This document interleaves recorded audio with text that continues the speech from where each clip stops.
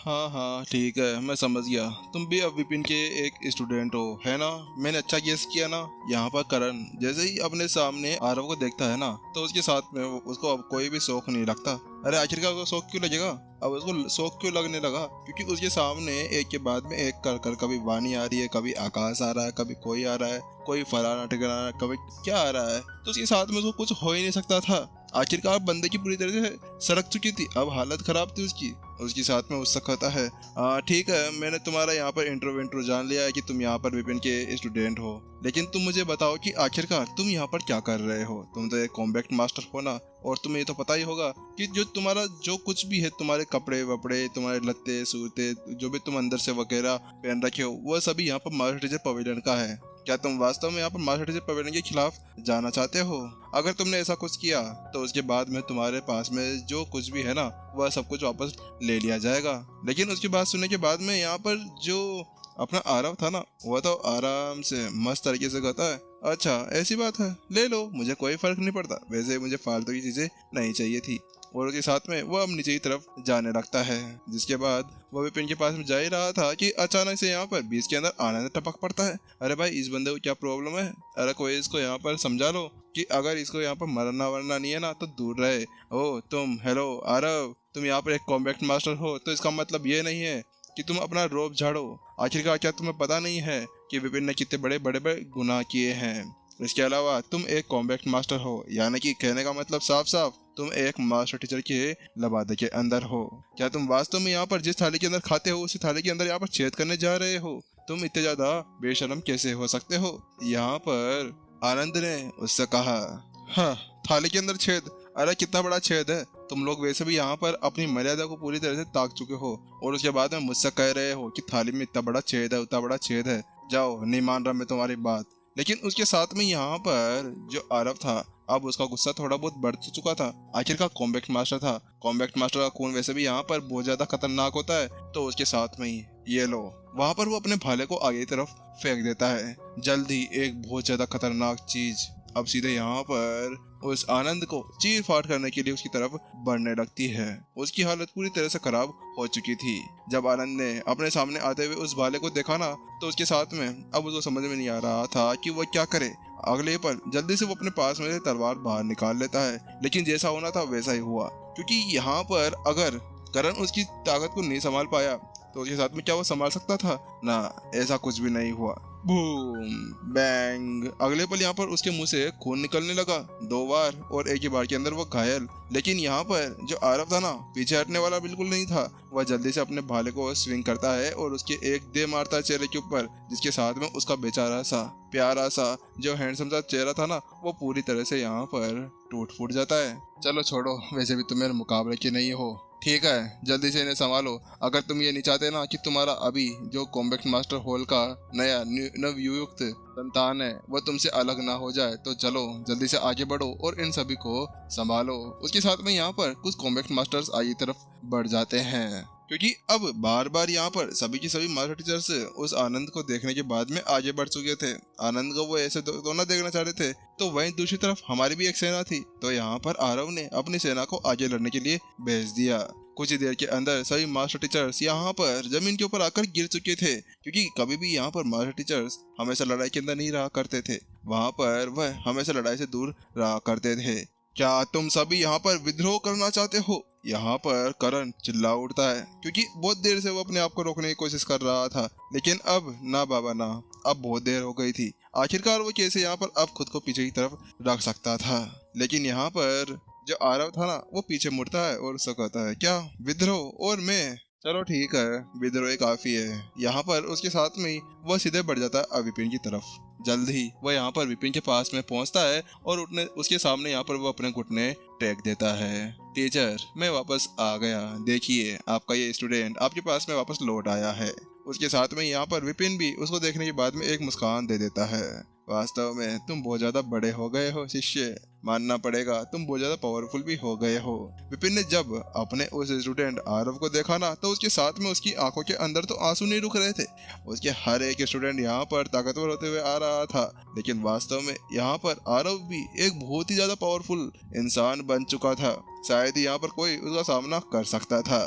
लेकिन फिर से आरव यहाँ पर खड़ा होता है और पूछता है, टीचर यहाँ पर मेरे को एक संदेश मिला था कि उसके अंदर लिखा हुआ था कि आप जब शेन कबीले के अंदर से भाग रहे थे तो क्या उस समय आपने किसी राक्षसी कलाकृति का यूज किया था जिसकी वजह से आपके ऊपर ये अरेस्ट वारंट जारी हुआ था। तो वही विपिन ने भी साफ साफ उसको जवाब दे दिया, हाँ सही कहूँ तो वास्तव में ऐसा ही कुछ है। बात कुछ ऐसी है, जब विपिन यहाँ पर शेन कबीले के अंदर से भाग रहा था देव से पीछा छुड़ाते हुए, तो उस समय उसने यहाँ पर भयानक का यूज कर लिया था, क्योंकि उस वक्त उसके सामने केवल रेनू दिख रही थी, रेनू के अलावा कोई और बिल्कुल भी नहीं था। और उस समय जब उसने उसका यूज किया तो उसके साथ में यहाँ पर उसके ऊपर शेन कबीले ने इस अरेस्ट वारंट को जारी कर दिया था, वरना इसका कोई भी मुद्दा नहीं बैठता था कि ये सभी इतना दूर जा सके। टीचर, हाँ मान लिया कि आपने यहाँ पर एक राक्षसी कलाकृति का यूज किया है, लेकिन फिर भी आपने यहाँ पर बहुत से राक्षसों को मारा है, उनको धूल चटाई है, उनको यहाँ पर पता नहीं क्या क्या चढ़ाया है, उसके बाद में यहाँ पर आप आने में कामयाब हो पाए हैं। लेकिन फिर भी आपने इतना ज्यादा सहयोग इनका कर दिया, उसके बाद में भी इनको यहाँ पर आपके ऊपर बिल्कुल भी भरोसा नहीं है। क्या ये लोग ये समझते हैं कि वास्तव में आप इस तरह से कोई काम कर सकते हैं? वास्तव में ये मार्शल पवेलियन अब बहुत ही बड़े कमीने हो चुके हैं, इनके अंदर थोड़ी सी भी लाज हया नहीं बची हुई है, जो हमेशा बस अपनी चलाने के अंदर लगे रहते हैं। क्या इनको पता नहीं है कि पहले सोच समझ के यहाँ पर काम किया जाता है? टीचर, अब आप मुझे बस एक बार बता दीजिए आपका क्या बदला लेना है, क्योंकि मेरे हाथ पांव बहुत ज्यादा अकड़ गए हैं। बहुत ज्यादा समय से मैं यहाँ पर साधना कर रहा था, लेकिन अब जब मैं बाहर आ गया हूँ तो उसके बाद में कुछ धमाका करना तो बनता है ना। तो उसके साथ में यहाँ पर विपिन कहता है, अरे नहीं नहीं नहीं, ऐसा कुछ भी नहीं करना है, हमें तो बस थोड़ी देर के लिए यहाँ पर तुम्हारी जो सीनियर है ना उसका साथ देना है और उसको थोड़ा सा सेफ रखना है, और हमें यहाँ पर किसी भी मास्टर टीचर को बिल्कुल भी नहीं मारना है। ठीक है टीचर, आपका ये प्रिटी स्टूडेंट यहाँ पर समझ चुका है, यहाँ पर आरव ने विपिन से कहा। लेकिन उसके साथ में अब वो फिर से अपने हाथ के अंदर अपने भाले को पकड़ लेता है और उसके बाद में वो ऊपर देखते हुए कहता है, दोस्तों, सीनियर एंड जूनियर्स, क्या आप मेरा यहाँ पर साथ देने के लिए तैयार हैं? क्योंकि इन लोगों ने यहाँ पर अपनी मान्य मर्यादा को त्याग करते हुए हमारे टीचर को हाथ लगाने की हिम्मत कैसे कर दी? आखिरकार इनके अंदर इतनी ज्यादा हिम्मत कैसे हो गई कि इन्होंने यहाँ पर हमारे टीचर को हाथ लगाया, उनको खरोच पहुंचाई? क्या इन्हें पता नहीं है कि हमारे टीचर हमारे लिए हमारे माता पिता समान है? तो क्या ये वास्तव में ऐसा सोच सकते हैं कि हमारे माता पिता को हाथ लगाने के बाद में ये ऐसा कुछ कर सकते हैं? तो उसके साथ में यहाँ पर अब उसके दोस्त आगे की तरफ बढ़ते हैं और कहते हैं, हाँ वैसे तुम ये सही कह रहे हो, इनकी हिम्मत कैसे हो गई कि इन लोगों ने यहाँ पर ऐसा कोई काम कर दिया है? इन लोगों को एक अच्छा सबक सिखाना बनता है। यहाँ पर वाणी, रोमा और यहाँ पर आकाश आगे की तरफ बढ़ते हुए आ जाते हैं, लेकिन अब आरव आगे की तरफ बढ़ाता है और कहता है, देव, आपने यहाँ पर बहुत ही बड़ा गुनाह किया है।